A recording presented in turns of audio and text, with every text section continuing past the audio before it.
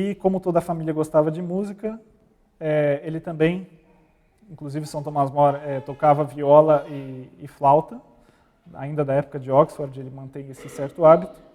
Então muitos servos tocam ou cantam. Um grande testemunho do exemplo de como ele era como pai é uma carta da sua filha Margaret, enquanto estava preso, que diz: Pai, o que achas que tem sido nosso conforto desde que te separaste de nós? Certamente o testemunho que tivemos da tua vida passada, de tua conversação piedosa, do teu conselho salutar, do teu exemplo virtuoso, e certamente não apenas isso, como também um grande acréscimo da bondade de nosso Senhor. Nós falamos um pouco dele como esposo, vimos agora um pouco dele como pai, e como ele educava os filhos, então. Ele era um pai amoroso, quando os filhos faziam alguma tarefa boa, quando faziam os seus estudos direito, ele presenteava com algumas moedas, e ele nunca castigava fisicamente, mas veremos que isso não quer dizer uma espécie de coitadismo, uma espécie de afeição demasiada. Nós vemos que ele vai colocar certos limites. A preocupação principal era o ensino religioso e depois as artes liberais na época, né? Todas as crianças na casa de More, biológicas ou adotadas, que ele tinha também as crianças adotadas, a filha da segunda esposa, que era viúva, também ela tinha uma filha. Homens ou mulheres recebiam o mesmo currículo rigoroso em gramática, lógica, retórica, literatura, música, matemática, latim e grego. Administrado por tutores, como John Clements, professor de grego em Oxford, William Gurnall, que foi para Cambridge, e todos os dias as crianças formulavam cartas, inicialmente em inglês, depois em latim, e São Tomás More respondia uma a uma, fazendo comentários, dizendo o que precisava melhorar, o que estava bom. E, inclusive, ele fala numa carta para William Gurnall que deveria sempre ensinar os filhos a serem virtuosos, não se importar com o que os outros dissessem, não se importar com o que a maioria pensa, se em casos, por exemplo, como em épocas como eu posso dizer, revolucionárias. Então, deveria ter sempre em mente que o estudo serve para manter uma vida virtuosa, não para se achar mais do que os outros, né? O professor deveria estimar, então, aquilo que ensinasse aos filhos a piedade para com Deus, caridade com todos, modéstia e humildade cristãs. Só adquirindo esses reais e genuínos frutos do conhecimento é que eles possuiriam alegria sólida. Todo o fruto dos esforços deles, diz São Tomás More, deve consistir no testemunho de Deus e de uma boa consciência. Dessa maneira serão sempre interiormente calmos e em paz, e nunca agitados pelo louvor dos aduladores, nem impressionados pelas loucuras dos ignóbeis zombadores do ensino. Colocar a virtude em primeiro lugar e o conhecimento em segundo. Ele também escreve contra o orgulho. Caro Gurnall, que era o tutor, quanto mais eu vejo a dificuldade de se livrar dessa peste do orgulho, mais eu vejo a necessidade de trabalhar para isso desde a infância, pois não encontro outra razão pela qual esse mal se apega tanto ao nosso coração do que esta.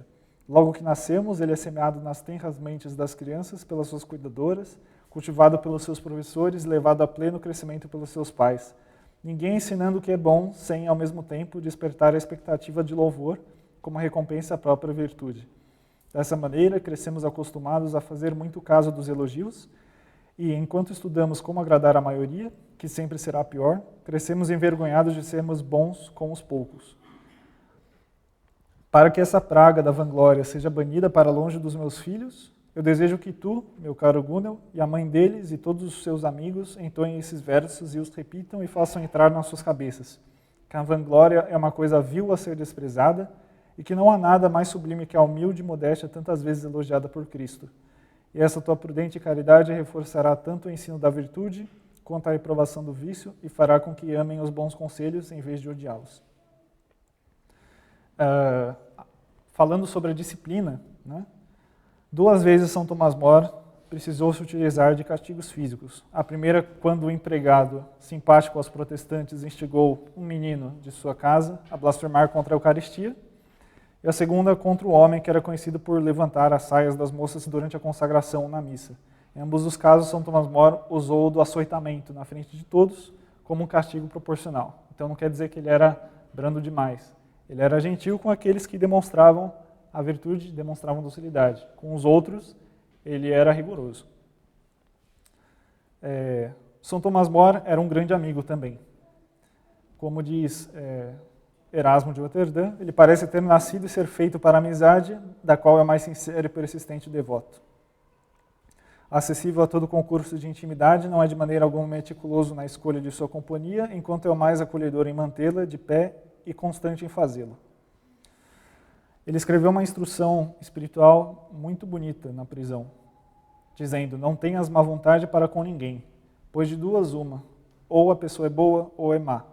Se é boa e eu odeio, então sou eu o mal. Se é um homem mau, ou se arrependerá e morrerá bem e irá para Deus, ou permanecerá na sua maldade e irá para o diabo.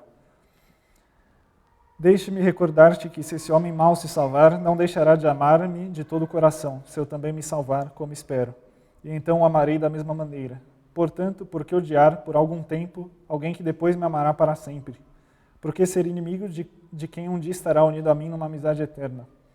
Por outro lado, se essa pessoa continuar na sua maldade e se condenar, é tão terrível o castigo eterno que lhe cairá em cima, que eu seria implacavelmente cruel se, ao invés de compadecer-me dela na sua pena, alimentasse rancor.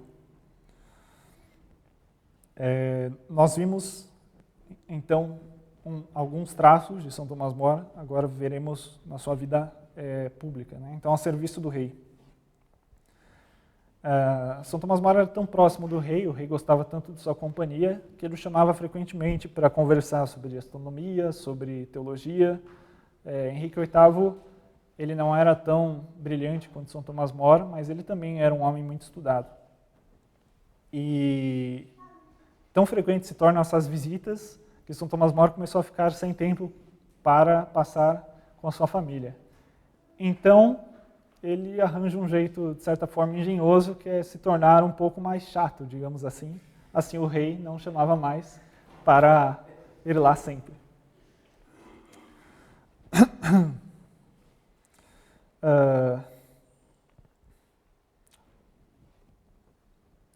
Então, como advogado, juiz e político, né? Aos clientes ele nunca falhava em dar um conselho e dizer que certos litígios ou eram perigosos, ou por ele não ter razão, ou por serem custosos demais. E ele sempre buscava a concórdia entre dois litigantes. Então, se ele não obtivesse sucesso, mostraria como seguir com uma ação de forma menos custosa. Ele era tão honorável e meticuloso que nunca aceitava um caso até que tivesse examinado toda a matéria e se convencido da justiça do mesmo. E esse procedimento era tanto com estranhos quanto com amigos. Tanto é que um de seus genros, um dia, não é o William Roper, é outro, pede que ele julgue uma determinada ação e ele julga contra o próprio genro, né?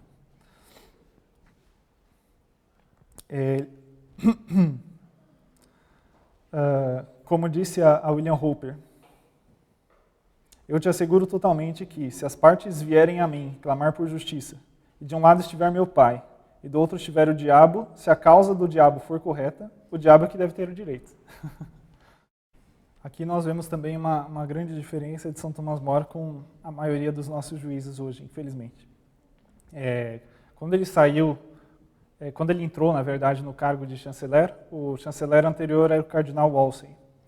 E o Cardinal Wolsey, ele também era muito interessado em política e geralmente ele fazia a política do rei. E ele deixava muitos casos de lado. Então, São Tomás Moro herdou uma pilha de casos. E ele sentou-se, resolveu um por vários dias, até que todos se esgotaram. Então surgiram alguns versos populares. Algum tempo depois de Moro ser chanceler, não sobrou mais nenhum processo. Algo assim nunca mais se verá, enquanto Moro não retornar. Então, talvez seja uma lição aí para o nosso judiciário, principalmente. Em relação aos malfeitores, os hereges, os criminosos, ele escreve no epitáfio: Foi incômodo aos ladrões, assassinos e hereges. Aos órfãos e viúvas ele prestava o serviço sempre de forma gratuita. Quando foi nomeado o maior oficial legal na corte do xerife de Londres, ele demonstrou muita diligência e honestidade, resolvendo mais casos que qualquer outro, estabelecendo uma reputação de justo e íntegro entre os litigantes. E, nessa época, ele recusa também uma pensão do rei, porque, às vezes, se os habitantes de Londres tivessem que litigar contra o rei, ficaria um pouco estranho ele receber dinheiro do rei, né? E, de repente, julgar o caso favorável, né? Então, ele não queria, de forma alguma, ser reputado como corrupto.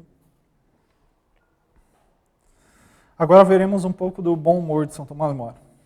Ele era um homem muito sério, consciente de seu dever, mas isso não o impedia de ser extremamente bem-humorado, até mesmo na hora da morte. Como ressalta de novo Erasmo, nos assuntos humanos não há nada de que ele não extrai divertimento, até mesmo dos mais sérios. Se conversa com os letrados e judiciosos, ele se delicia com seus talentos. Se conversa com os ignorantes e tolos, se diverte com sua estupidez. Não sente-se ofendido mesmo pelos bobos da corte. Com uma destreza maravilhosa, acomoda-se a si mesmo para toda disposição. Falando com mulheres e até mesmo com sua própria esposa, piadas e brincadeiras. Ninguém é menos levado pelas opiniões da massa, assim como ninguém se afasta menos do senso comum. Uma vez Lutero disse que o fato de muitas pessoas estarem migrando ao seu lado na Revolução era a prova de que Deus estava do lado dele. E São Tomás Moro respondeu que o povo se apresse em aceitar a oferta de libertinagem para viver licenciosamente é um milagre tão estranho quanto as pedras caírem em direção à terra. São Tomás Moro também usava o humor para exercitar a humildade. Uma determinada matéria estava no parlamento e, na época ainda do cardeal Wolsey como chanceler, ele foi o único a votar contra no Conselho do Rei. Então, São Tomás Moro foi interrogado pelo cardeal, que falou que ele era tolo e estúpido por não seguir a opinião de homens tão sábios que haviam dado seu parecer antes, e ter sido o único a se opor. Ao que o santo respondeu: graças a Deus, só há um tolo no Conselho do Rei.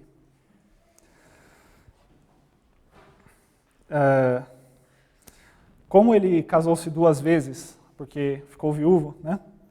E as 2 eram de baixa estatura, e às vezes perguntavam-lhe a razão disso. Ele falava: dos males devemos escolher o menor.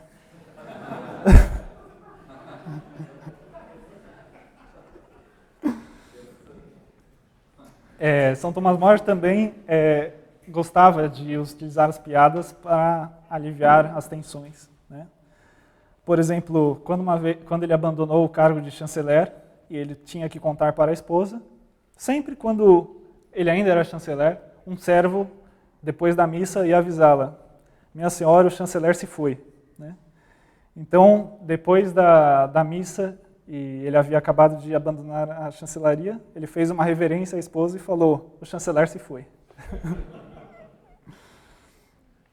Quando os papéis e o pedaço de carvão que ele utilizava para escrever na prisão foram tomados, ele fechou as janelas da cela, né? E aí perguntaram-lhe o motivo. Ele falou: agora que os bens e os apetrechos foram tomados, a loja precisa ser fechada.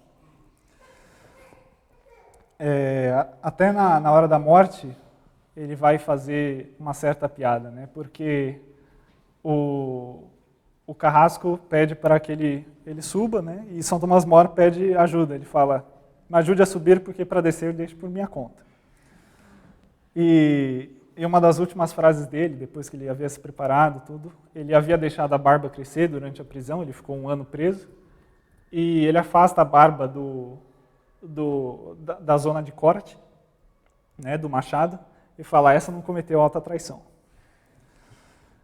Ele fez inclusive uma oração ao bom humor, que é o seguinte: conceda-me, ó Senhor, boa digestão e também algo para digerir. Conceda-me um corpo saudável e bom amor necessário para mantê-lo. Conceda-me uma alma simples, que sabe valorizar tudo o que é bom e que não se assusta facilmente com a visão do mal, mas encontra os meios para colocar as coisas de volta em seu lugar. Dê-me uma alma que não conhece tédio, resmungos, suspiros e lamentos, nem excesso de estresse por causa dessa coisa estorvante chamada eu. Conceda-me, ó Senhor, senso de humor. Dê-me a graça de poder rir de uma piada e descobrir um pouco de alegria na vida e compartilhá-la com os outros. Temos então o ápice de São Tomás More, quando o rei decide separar-se, divorciar-se da Catarina de Aragão, sua esposa legítima, e casar-se, juntar-se com Ana Bolena. Essa questão ela foi analisada pelo Papa por um bom tempo, porque Catarina de Aragão havia sido esposa do irmão mais velho de Henrique, que havia morrido, e a grande discussão era se o casamento havia se consumado ou não, e depois o Papa vai responder que não, o casamento de Henrique VIII é plenamente válido, né? Mas Henrique VIII, com base no Levítico, a interpretação livre aí dos protestantes já agindo, com base no Levítico 18:16, que não descobrirá a nudez da mulher de teu irmão, pois é a nudez de teu irmão, e 20:21, se um homem tomar a mulher de seu irmão, será uma impureza, ofenderá a honra de seu irmão e não terão filhos. Ele começa a utilizar esse argumento para justificar a sua própria lascívia, né? Mas, ao mesmo tempo, ele quer conquistar, de certa forma, São Tomás More a sua causa. Então, em 1530, eleva o santo à chancelaria.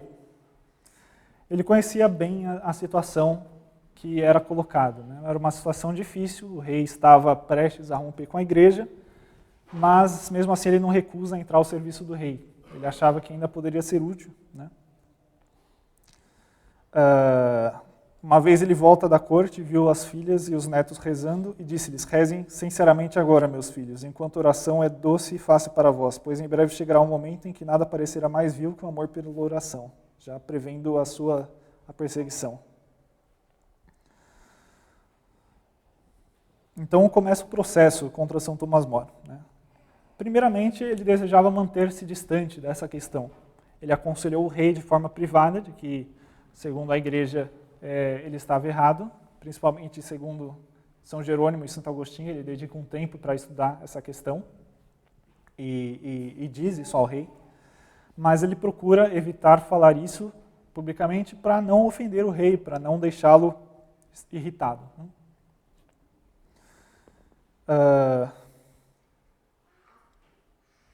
Então, São Tomás More, depois de perceber que o combate era em vão, ele deixa a chancelaria em 1532, então só depois de 2 anos, na verdade 1 ano e meio, após a sua nomeação, e vai para casa. Ele finalmente está livre da vida pública, então ele diz que quer se dedicar a estudar a vida de Nosso Senhor e se preparar para a futura morte, né? Nesse caso, ele também escreve as suas obras de apologética, pratica com mais intensidade os exercícios espirituais, e ele acaba tendo a sua renda diminuída, ele tem que demitir muitos de seus servos, mas ele providencia para todos eles um lugar para ir antes.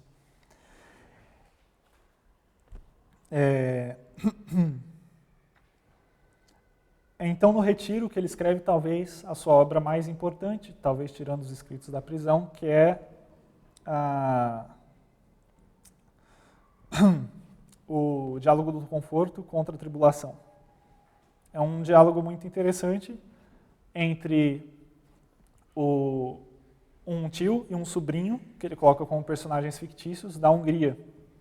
Porque a Hungria, naquela época, ela estava sendo ameaçada pelos otomanos. O Império Turco, ele era talvez o maior império da época, extremamente anticristão, porque era muçulmano. E neste livro, nessa conversa entre o tio e o sobrinho, ele já prevê que deve fazer essa escolha entre renunciar à sua fé e aceitar a morte. Então, ele coloca o sobrinho como assustado, inexperiente, perante essa ideia de que os turcos vão invadir a Hungria e terá que fazer essa escolha. E ele comenta, o tio mais experiente, que não se deve ter esse medo, que Deus irá apoiar sempre que a alma se mantiver firme nas suas resoluções de não abandonar a fé. E ele faz comentários muito bonitos do Salmo 92, se não me engano, e então comenta nessa analogia com os turcos o que estava por vir na própria Inglaterra.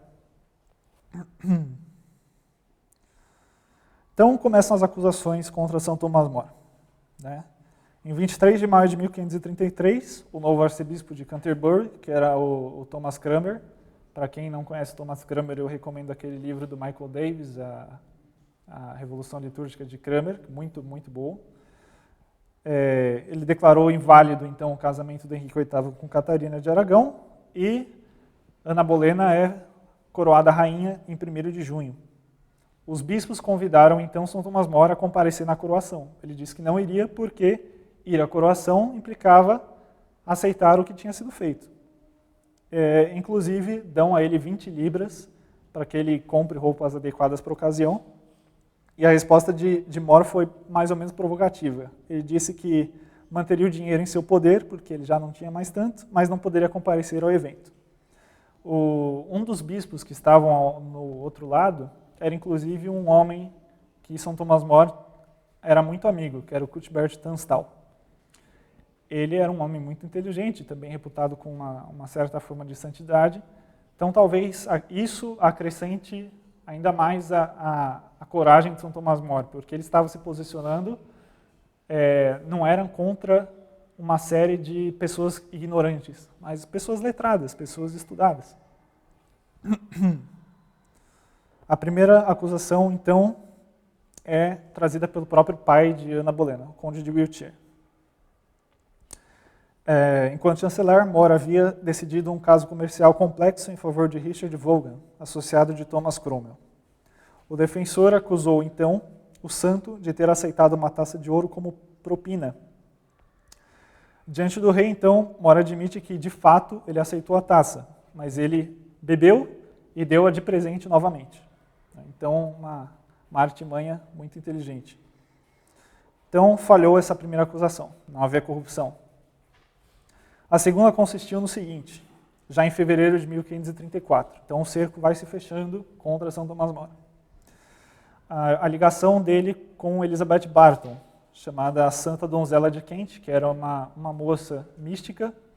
Ela dizia ter visões e dizia ter mensagens de Deus dizendo que o que o rei estava fazendo era muito errado. E nessa época ele também conhece a Elizabeth Barton, vê do que se trata, se é um caso verdadeiro ou se é um charlatanismo, porque São Tomás More ele também escreve em seus tratados contra charlatões que podem aparecer, né, vendendo coisas da fé, vendendo relíquias, essas coisas. Mas Thomas mostrou a carta que ele tinha escrevido a respeito ao Cromwell, justamente contando da sua visita a Elizabeth, notando que conversaram apenas sobre assuntos pessoais e nada sobre o rei. Então, novamente, não havia acusação de traição por parte de São Tomás More. A Elizabeth Barton ela foi enforcada em 1534, juntamente com alguns padres que se recusavam a aceitar o divórcio do rei, o novo casamento, digamos assim, e a futura separação da Igreja da Inglaterra. Em 1534, o rei passa também o ato de sucessão, que reconhecia a filha de Ana Bolena, Elizabeth, como legítima herdeira do trono, pretendendo retirar o poder do Papa de conceder dispensação e atribuindo ao parlamento as questões anteriormente enquadradas no direito canônico. Então, cerceou a liberdade que a Igreja tinha, passando ao âmbito secular várias questões. O ato de sucessão também requeria, pela primeira vez, o juramento de todos os cidadãos, afirmando o consentimento tanto ao plano de sucessão quanto ao novo título do rei como cabeça da Igreja da Inglaterra. Até 1º de maio não havia compulsão estatutária para fazer o juramento, né? Então, a pessoa podia jurar ou não, mas a partir de 1º de maio o juramento se torna obrigatório. Em 13 de abril do mesmo ano, More foi chamado ao Palácio de Lambeth, residência do arcebispo, para que fizesse o juramento perante Cranmer, Thomas Audley, que era o novo chanceler, Thomas Cromwell e William Benson, abade de Westminster. Pela manhã ele confessou, ele também foi à missa, despediu-se da sua família.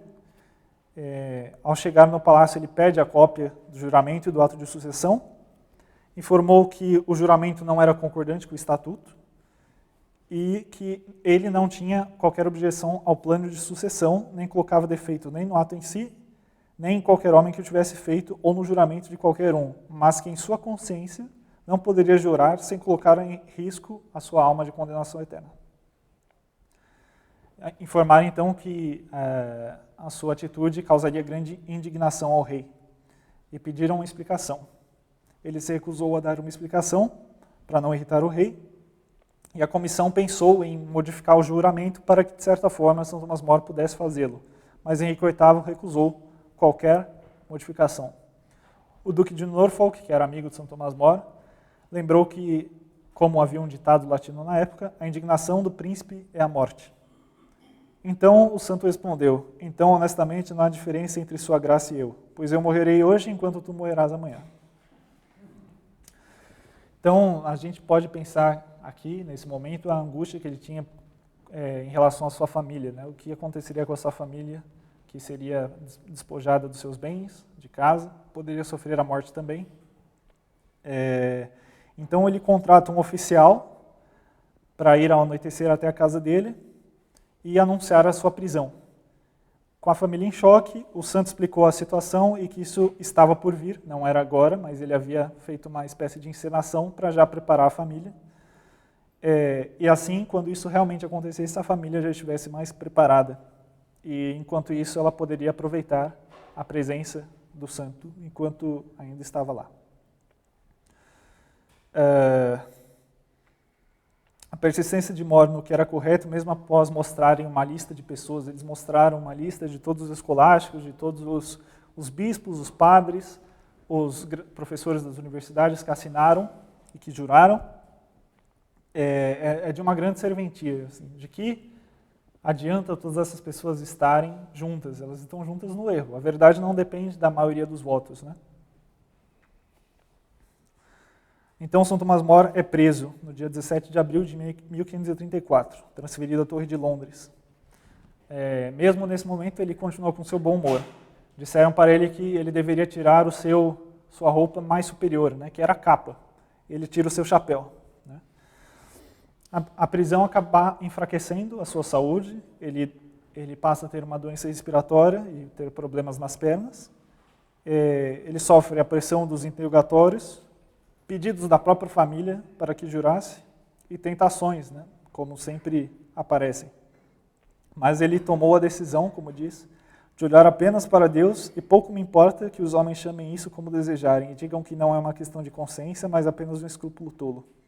Como ele passou esse tempo todo com os cartuchos, né, então ele sabia como era uma cela. Né, ele já tinha esse desejo, até talvez ele pensasse que aquilo era um favor do rei. Puxa, eu finalmente saí dos meus deveres públicos e estou vivendo agora como eu gostaria de ter vivido, de certa forma. Em novembro de 1534, passou no parlamento o ato de traição. Reputado traidor qualquer pessoa que, após fevereiro de 1535, negasse o título do rei, de cabeça-chefe da Igreja da Inglaterra, ou expressasse ser ele um herege, cismático, tirano, infiel ou usurpador da coroa. A pena era o enforcamento até quase a morte, seguido por evisceração, decapitação e esquartejamento. Era a pena comum para os crimes de traição na época. Em 30 de abril de 1535, More novamente é interrogado pelos conselheiros do rei. Eles mostram a cópia do ato de traição. São Tomás diz que não queria mais imiscuir-se nos assuntos do mundo, que ele gostaria apenas de estudar com afinco a paixão de Nosso Senhor e preparar-se para a sua própria morte. Tentaram convencer-se de que o rei era misericordioso. Olha, se você jurar, não tem problema, ele vai te perdoar mesmo agora. E mesmo assim, São Tomás More continuou firme nas suas resoluções.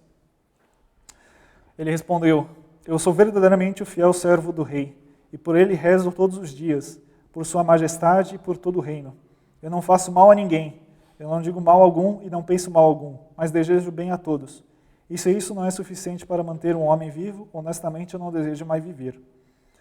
E é interessante notarmos aqui que mesmo sendo rei quem era, ele era submisso à autoridade. Lógico, não ao ponto de negar a verdade, mas ele continuava sendo submisso. Ele poderia, com a reputação que tinha, instigar-se contra o rei. Tanto é que Carlos V, na época, desejou falar com São Tomás More. Haviam setores que gostariam de uma invasão da Inglaterra pelo Carlos V e São Tomás More não quis encontrar-se com um funcionário de Carlos V justamente para não levantar qualquer suspeita em relação à lealdade dele com o rei. Em 4 de maio, ele vê pela janela de sua cela os primeiros frutos desse ato de traição. Vários padres, principalmente 3 priores dos cartuchos, foram enviados para o enforcamento. E Margaret, que era a filha dele, estava na prisão com o pai esse dia, visitando. E São Tomás More comentou a ela: "Você não vê, Meg, como esses santos padres estão indo para a morte tão felizes quanto noivos para seus casamentos?"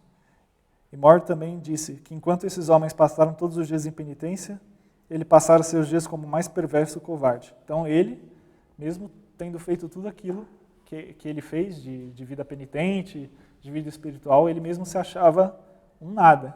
Então isso também mostra uma verdadeira santidade, né? Não existia uma prova concreta que condenasse São Tomás More.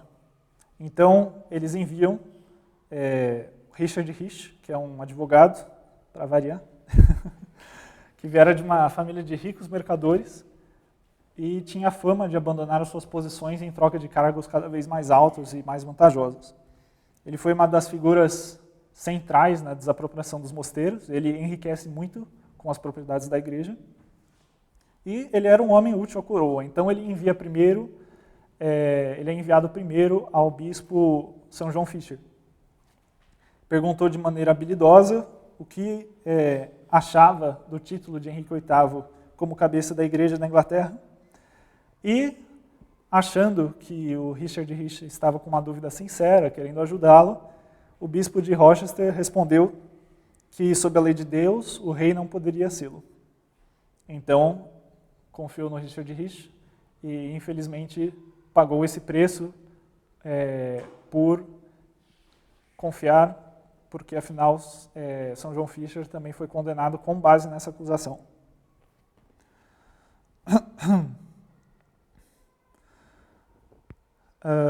Novamente teve um interrogatório em 5 de maio, em 1º de junho, na verdade, de 1535, e More continua sem responder, né? Nessa época, São Tomás More e São João Fisher, que eram amigos de longa data também, estavam presos e eles trocavam algumas cartas. E nas cartas deles havia uma expressão de que era uma espada de 2 gumes, uma faca de 2 gumes, né, hoje diríamos, que era escolher entre perder a sua alma ou perder a cabeça, né?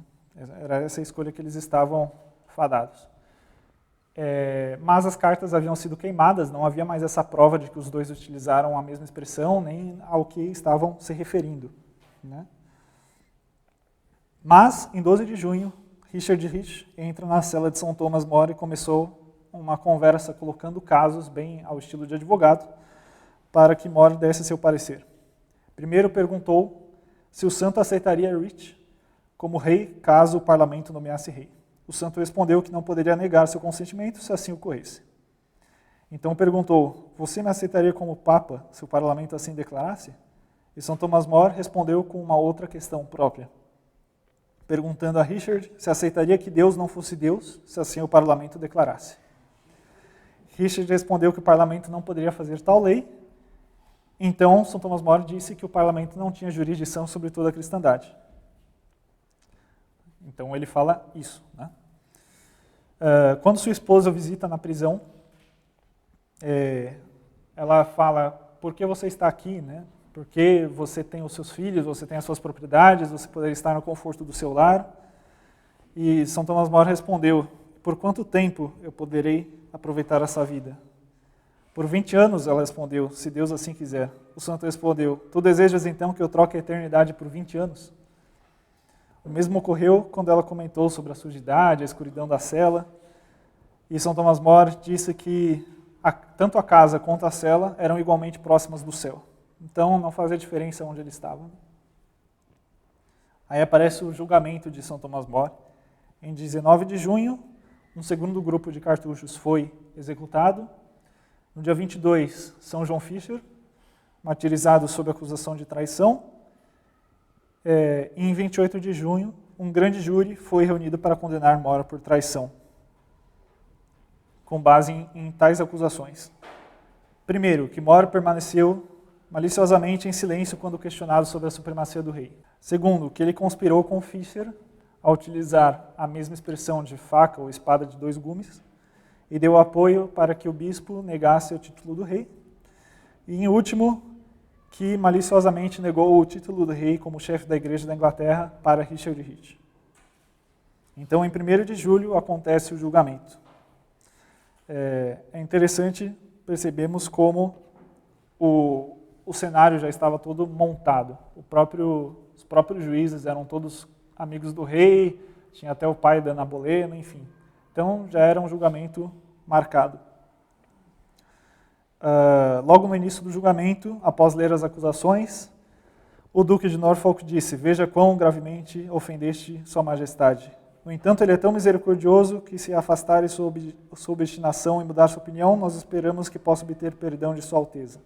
Ao que More respondeu: "Mais nobres lordes, eu tenho bom motivo para agradecer-lhes pelas vossas honras nessa cortesia, mas eu suplico a Deus Todo-Poderoso para que eu continue tendo em mente que estou em Sua graça até a morte."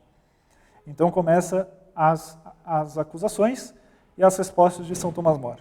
Quanto à primeira, que ele havia se calado quanto à supremacia do rei, ele diz que, segundo o entendimento legal, aquele que cala consente.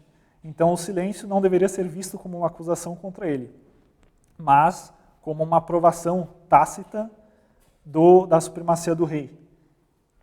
Esse, inclusive, foi a mesma máxima utilizada quando antes uma conferência de bispos havia sido convocada por esse motivo, os bispos não falaram nada, então os oficiais do rei falaram: bom, se eles não falaram nada, então eles aceitam a supremacia do rei.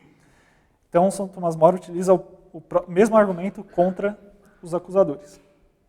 Então destruiu a primeira acusação. Segunda acusação, que Fisher e More eram conspiradores conjuntos para negar o título do rei através de correspondência. Então ele diz que as cartas não existiam mais e que os dois tinham um passado de estudos em Oxford e de amizade em comum. Então não era surpresa nenhuma eles utilizarem uma mesma expressão.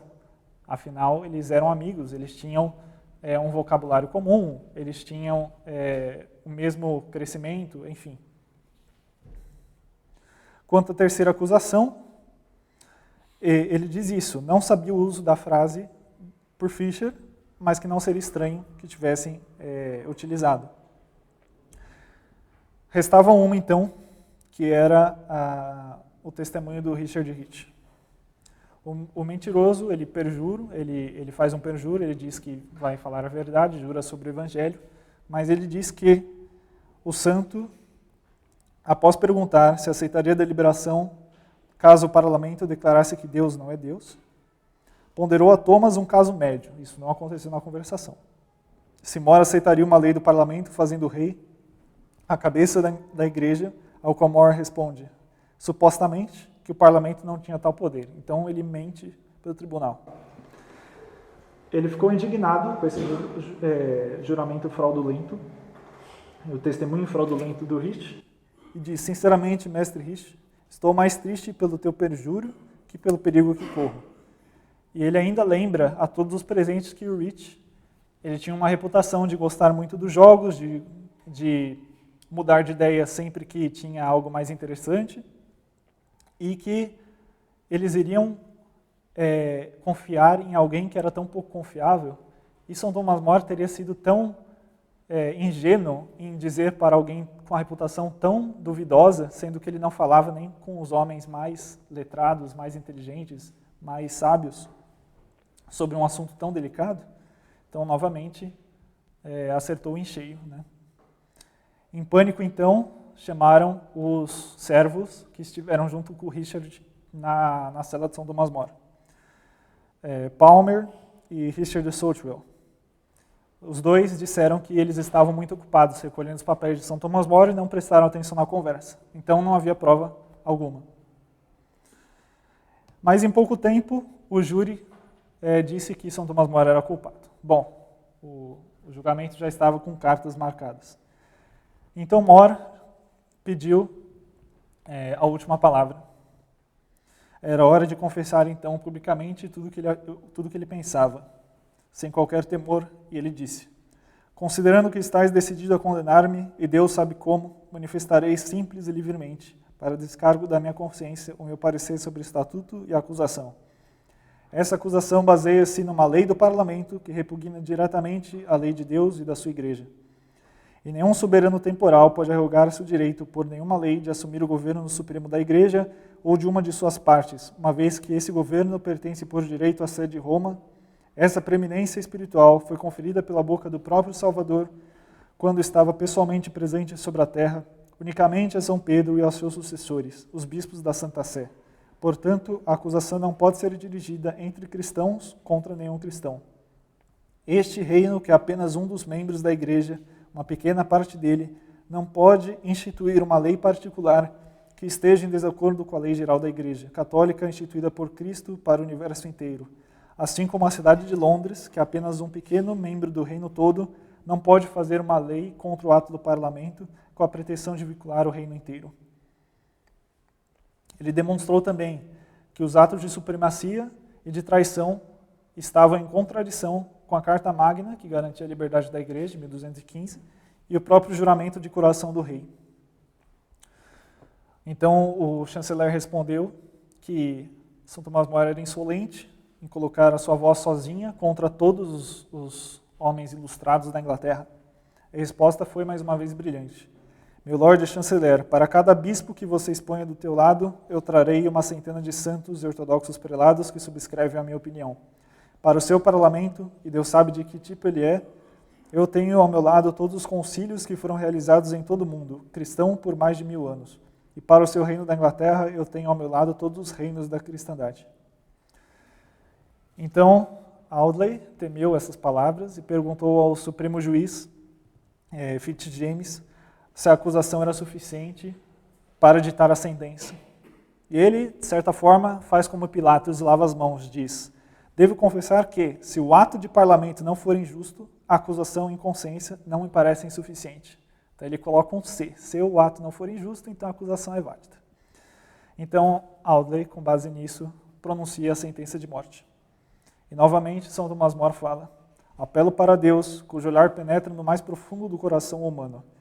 Ele me servirá de testemunha, pois não é só pelo assunto da supremacia do Papa que quereis o meu sangue, e é também por não querer ceder no assunto do casamento. E ele disse: assim como São Paulo tolerou o apedrejamento de Santo Estevão e agora ambos estão juntos no céu, era esperança dele que, apesar de vossas senhorias terem sido juízes da minha condenação, permaneçamos amigos para sempre e nos encontremos todos felizes no céu. E assim desejo também que Deus Todo-Poderoso preserve e defenda sua majestade ao rei e lhe envie bons conselhos. Ele também foi acusado algumas vezes nesse tempo, pessoalmente. Então, isso é escrúpulo, ou isso é falta de sabedoria, né? Então ele conta um caso em uma de suas cartas. Um mercador de tecidos do norte da Inglaterra se vê preso e desprovido de seus bens. E através de contatos e conexões ele arranja o júri, de modo a ser formado por outros homens do norte, que então dariam liberdade para ele. Quando este se retirou para deliberar, o capataz do mercador de Dickinson imediatamente clamou por um veredito favorável ao seu companheiro. Todos, exceto um, estavam de acordo. Aquele que não estava de acordo era um homem chamado Companhia, que disse aos outros para que falassem sobre a matéria com ele. Assim, quem sabe, passaria a pensar da mesma forma. Os jurados disseram-lhe que era 1 contra 11 e que a companhia deveria ser camarada e votar com eles pela absolvição do mercador. O homem respondeu-lhes: quando nos formos daqui e comparecermos perante Deus, ele vos mandar para o céu por ter desatuado de acordo com a vossa consciência, e a mim para o inferno por ter agido contra a minha, quando eu cair ali por causa do vosso pedido de boa companhia, Suponde que então vos dissesse a todos: Senhores, eu passei certa vez por boa companhia para convosco, e esta é a causa de que agora me encontro no inferno. Fazei agora de bons companheiros para comigo, como eu fui convosco por boa companhia, e vinde alguns comigo também por boa companhia. Então, obviamente, dessa forma, numa das cartas, São Tomás Moro mostrava que não era uma questão de maioria, de companhia, de ser colega, mas de defender a verdade. Então, a morte de São Tomás Moro, né? Ele continuou com um bom humor mesmo após a condenação. Um dos oficiais do rei vivia insistindo para que ele alterasse de opinião, né? E ele fala um dia, na prisão, eu mudei de opinião. E o guarda vai correndo contar para o rei, né, que havia mudado de opinião. O rei duvida, né, desconfia, porque São Tomás Moro era um homem muito resoluto, muito prudente, e pede para o oficial confirmar. Então, chegando lá, o santo disse que o oficial saíra tão rápido para ver o rei que não terminou de escutar o que ele tinha para dizer, que deixaria sua barba feita, mas agora havia mudado de opinião e faria crescer até a execução. Ele envia uma última carta no dia 5 de julho de 1535 para a filha, né? Ele relata que gostaria de ser executado no dia seguinte, porque é a festa de São Tomás Becket e a festa da oitava de São Pedro. A oitava de São Pedro, perdão. São Tomás Becket também foi executado pelo rei Henrique II, se não me engano, por também fazer frente aos desmandos. E ele e São Tomás Moro têm alguns paralelos interessantes. E mais tarde, o Sir Richard Pope avisa que realmente vai ser o dia seguinte, o dia 6 de julho de 1535, que ele será executado. Então, São Tomás Moro vestiu as suas roupas esfarrapadas, foi de Londres até Tyburn Hill, local da execução, e as turbas se aglomeraram para vê-lo. Uma senhorita disse a Moro ser uma litigante que queria que certos papéis fossem devolvidos a ela. Então, nem na hora da morte deixavam ele em paz, né, sobre a profissão. E São Tomás... Opa! São Tomás Moro respondeu: tenha um pouco de paciência, pois o rei é tão bom e gracioso comigo que daqui a meia hora ele irá me aliviar de todo o negócio mundano e irá ajudá-la pessoalmente. Depois apareceu outra senhora falando que ele havia decidido o caso dela erroneamente, e ele disse que lembrava-se bem do caso e que daria o mesmo julgamento mesmo naquele momento. O último a encontrar-se com Moro nesse caminho foi um homem de Winchester, um jovem ainda, que havia sofrido com um pensamento de desespero, né? E Moro havia confortado e aconselhado. E ele disse que esses pensamentos estavam voltando agora. Então São Tomás Moro fala: vá, reze por mim, eu rezarei por você. E nunca mais se ouviu falar que aquele homem tivesse novas tentações de desespero. Então, provavelmente com a intercessão de São Tomás Moro. Eu também esqueci de mencionar que entre o julgamento e a execução, ele se encontrou com a sua filha, novamente, e é um encontro que foi muito bonito. São Tomás Moro, apesar de ele amar muito a sua filha Margaret, que era a sua filha predileta, ele mantém a sua constância e dá a bênção, se despede dos filhos, e a filha fica, obviamente, toda comovida. Tem até algumas pinturas que retratam e tudo mais. Ele foi breve no cadafalso, ele, a pedido do rei, falou pouco, pediu à multidão para que rezasse por ele na terra, como ele rezaria por todos, pediu também para que rezasse pelo soberano, para que Deus desse bom conselho, e após recitar o Salmo Miserere, o Salmo 50, que é um salmo dos salmos penitenciais, um dos mais bonitos que existem, e que ainda faz parte da procissão de entrada nas missas dos domingos. Disse: morro como fiel servidor do rei e de Deus primeiro. Então, primeiro os deveres para com Deus, sempre. E depois os deveres para com tanto os deveres de Estado quanto com a autoridade, se ela demandasse algo contra Deus, primeiro Deus. É preciso obedecer antes a Deus que aos homens, né, como São Pedro diz. E ele disse então ao carrasco: ânimo, homem, não tenha medo de cumprir a tua função. O meu pescoço é muito curto. Cuida de dar um golpe certeiro, para não seres considerado um principiante no teu ofício. Então, ele vem dos próprios olhos, ele faz aquela piada da barba que eu comentei, e é decapitado. Então, aos 66 anos de idade, informado da morte do ex-chanceler e amigo, Henrique VIII virou-se para Ana Bolena e disse-lhe: você é a causa da morte desse homem, e chorou amargamente. É curioso, né? A cabeça de More ficou fincada numa estaca, pendurada na ponte de Londres, e Margaret conseguiu recuperar, pedindo ao carrasco, dando um dinheiro ao carrasco, e conseguiu recuperar a cabeça, e ela, inclusive, hoje está numa igreja também. O corpo foi mutilado, como era a pena, né, da traição. Costumava-se esquartejar o corpo e enviar para as partes do país onde havia mais resistência ao rei. Foi sepultado na capela de São Pedro, na Torre de Londres, e o afluxo de peregrino era grande, então as autoridades resolveram jogá-lo numa vala comum da torre, onde repousou junto aos restos de São João Fisher, Ana Bolena e Thomas Cromwell, também executados por Henrique VIII, não muito tempo após More. É interessante, né? Porque eles foram inimigos enquanto em vida, de certa forma, não por parte de More, mas por parte de Ana Bolena e de Cromwell, e no final estavam todos juntos na mesma vala.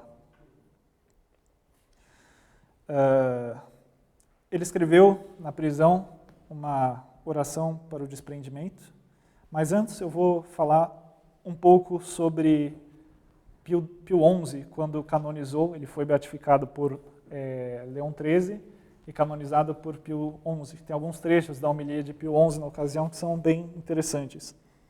Dotado da mais aguçada das mentes e da suprema versatilidade em todo tipo de conhecimento, gozava de tal estima e favor entre os seus concidadãos que logo conseguiu alcançar os mais altos graus de cargo público. Mas ele não foi menos distinguido por seu desejo de perfeição cristã e seu zelo pela salvação das almas. Disto temos testemunho no ardor de sua oração, no fervor com que ele recitava, sempre que podia, até mesmo as horas canônicas, na prática das penitências pelas quais ele mantinha seu corpo em sujeição, e finalmente nas numerosas e renomadas realizações, tanto pela palavra falada, quanto pela palavra escrita, em defesa da fé católica e para a salvaguarda da moralidade cristã. Um espírito forte e corajoso, como São João Fisher, ao ver que as doutrinas da igreja estavam gravemente ameaçadas, sabia desprezar resolutamente as lisonjas do respeito humano, como insistir, de acordo com seu dever, ao chefe supremo do povo quando em questão estavam as coisas ordenadas por Deus e pela igreja, e como renunciar com dignidade ao alto cargo com o qual ele for investido. Por esses motivos também foi aprisionado, e nem as lágrimas de sua esposa e filhos poderão desviá-lo do caminho da verdade e da virtude. Naquela hora terrível de provação, ele ergueu os olhos para o céu e mostrou ser um brilhante exemplo de fortaleza cristã.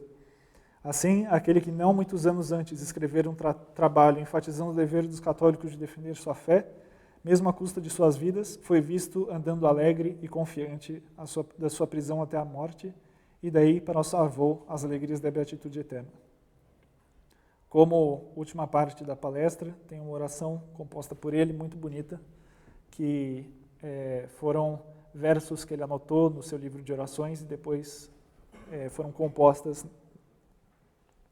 Dai-me a vossa graça, meu Senhor, para ter o mundo em nada, para ter a minha mente bem unida a vós e não depender das censuras dos outros, para estar contente na minha solidão e para não ser por companhia mundana, para que pouco a pouco me desprenda por inteiro do mundo e liberte a minha mente de todas as suas idas e vindas, para que não anseie ouvir falar de coisas terrenas.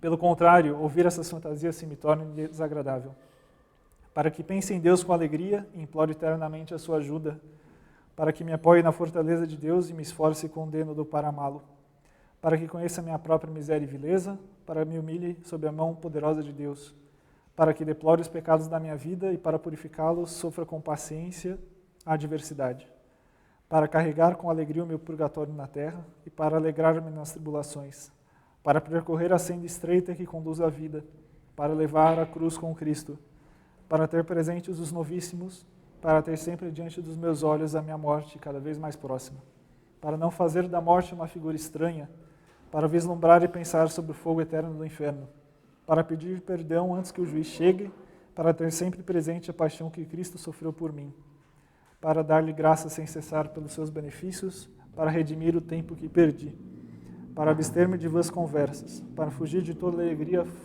frívola e tola, para cortar toda a recreação desnecessária, para ganhar Cristo, e para isso terem nada de nada a perda da fortuna, dos amigos, da liberdade, da vida e de tudo, para ter os meus piores inimigos como os meus melhores amigos, pois os irmãos de José do Egito nunca lhe teriam feito tanto bem com seu amor e favor, como fizeram com seu ódio e maldade. Disposições como essas deveriam ser mais desejadas pelos homens do que todos os tesouros de todos os príncipes e reis, tanto cristãos como pagãos, se pudessem ser reunidos todos juntos num só montão. É isso. Infelizmente, aqui no Brasil, a gente tem poucas obras traduzidas, né? Então, é muito difícil conseguir o conhecimento de São Tomás More, porque ele é muito pouco conhecido aqui. As obras dele são em inglês, algumas em edições mais antigas, e aqui no Brasil só conheço um livro, além do Utopia, que é uma obra dele, mas que, por várias circunstâncias, não se compreende bem quem ele é, só com Utopia, até porque é uma sátira que ele faz, enfim. E aquele livro da Quadrante, A Sós com Deus, que tem as cartas da prisão e esses tratados traduzidos. Mas é pouca coisa. A maior parte está tudo em inglês, né? Ave Maria, cheia de graça, o Senhor é convosco, bendita sois vós entre as mulheres, e bendito é o fruto do vosso ventre, Jesus.